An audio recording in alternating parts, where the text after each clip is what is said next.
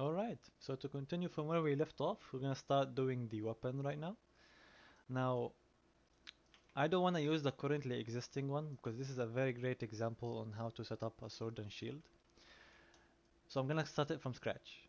So let me go to knife or sword and shield or whatever, and you will notice that these guys inherit from this one, base weapon. Now let me do the same thing. Now we are in the plugins folder. Do not ever modify a file in the plugins folder. Anytime I update something, I'll modify the plugins folder. And if the file I modified, something you modified as well, my changes will override yours. So if you wanna modify, if you wanna create a child, do not put it in the plugins folder. So right mouse click, and by the way, if you don't see the plugins folder, make sure you go to settings and enable show plugin content. So base weapon, right mouse click, any weapon type will be from the same weapon. So if you have two swords, two spears, a sword and shield, a single thing, unarmed, anything you like, make sure it's from base weapon. Right click, create blueprint class, PP protector, sword and shield. And I'm gonna move this right away to the content or in the protector folder right away, whatever you like, we prefer. And from this one, you're gonna see it's empty and there's nothing inside it. Now, by default, there's something you need to keep in mind. When the player spawns, it already spawns with a weapon. How do I know which weapon is assigned to the player character? If you go to it and you go look on the right side, you see weapon class to spawn. The one that I spawn with is unarmed. And now if you click on unarmed, it really has nothing in it except a specified data asset. Now data asset and its uses, we're gonna cover throughout the series. This is very important, but for the time being, we only care about how to set up the weapon and how do I display the mesh on the player and what do we do with it. So if you go to protector, it has the same thing. Assign a weapon tag and give the same weapon tag to the actor gameplay tag. This one will be a good example. So if you open this one, you can see here, look at the values. Sword and shield, let's copy this one. I'll put it here, or you can assign it by hand if you like. Sword and shield. The data asset, let's use the default one for the time being because we don't care about the specifics for the time being. I just need to assign the mesh and everything else. Now, for everything that you use in Tempest, I'll probably have done the basic things. So, unarmed on the side, projector, sword, and shield does use the same thing. I'm not gonna tell you to copy this without understanding, so let's go first to the parent, and let's start from there. On begin play, for the player character, if you go to the here, if you go a little bit more, wherever weapon class is to spawn is being assigned. Now on possessed, when the player controller possesses the player, check if I have an equipped weapon or not. If I don't have an equipped weapon, so by default, if you spawn like the player character and you possess it, you don't have a weapon. And if you don't spawn a weapon, whichever class you assigned in here, can be anything else you like, no problem, and equip it right away. So if you go to equip, what does equip do? A whole bunch of things. One of them, create the assigned components. We're gonna cover this later on, but let me cover this briefly. Now, in every data asset, there is a group called components to initialize. Usually, I would take the ones that exist when the player are known by default. So they're already assigned, you don't change anything. So these components will be added to the player. After the component is assigned, we unequip the previous weapon, if there is one. If there is none, skip this point. We set this to be the equipped weapon, has a correct reference to it. We update the attributes and everything else. This you don't have to care about. All of the default values or properties, states, abilities get reset if you change a weapon. What we care about for the time being is the mesh itself. So you see here we have update meshes function. And that's probably what we're looking for right now. So if you go to the sword and shield again, you will see I overrided two functions, update meshes and update traces. Now traces, we're gonna cover this when we need um, the damage and everything else. For the time being, we don't care. So let's do the update meshes function. Now you see me here creating a static mesh component and registering it. After that, I'm equipping it on the mesh and everything else. Now we don't want to do it this way. Let's just create the mesh right away on the component section rather than doing it this way. So let's go to the protector sword and shield that we had and let's assign a sword and shield mesh. This is shield and sword. Sorry, static mesh. Now we call it sword. I'm not gonna make it a child of it.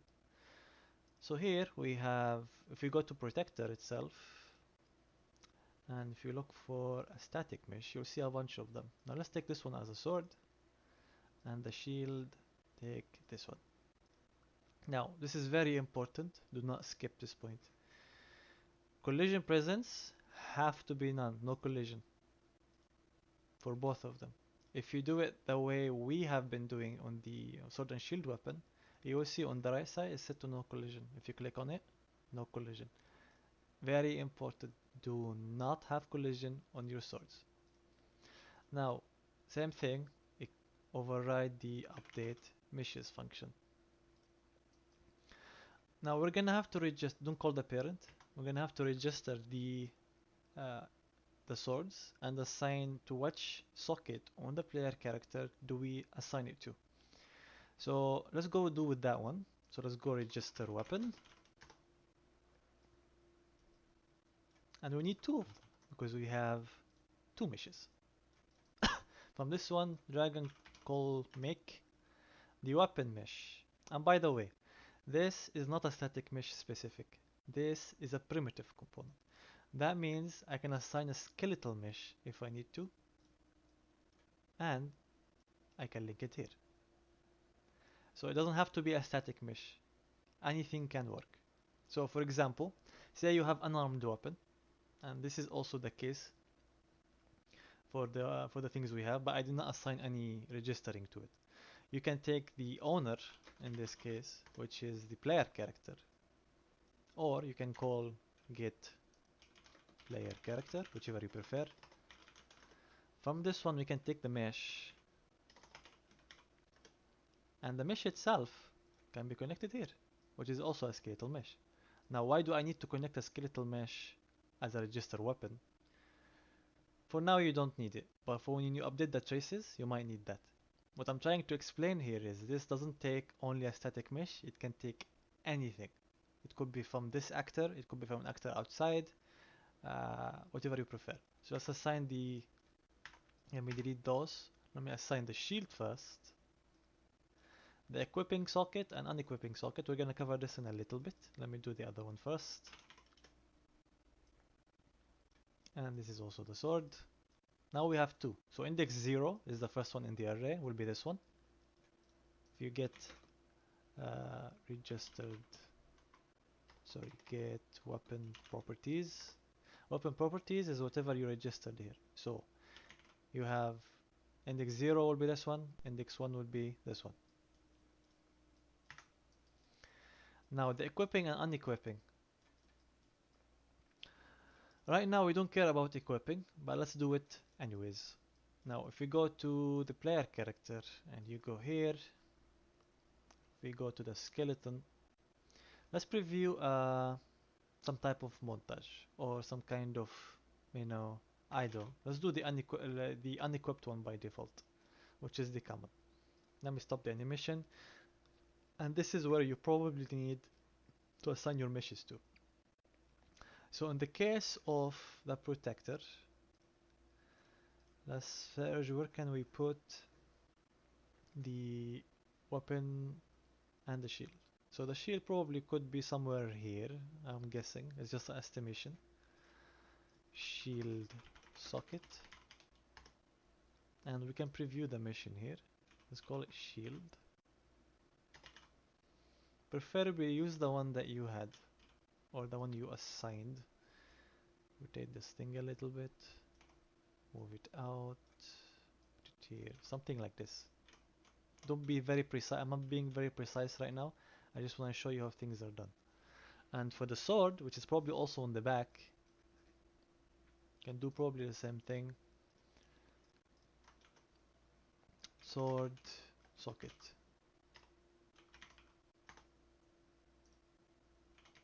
We call sword here as well. We have this one.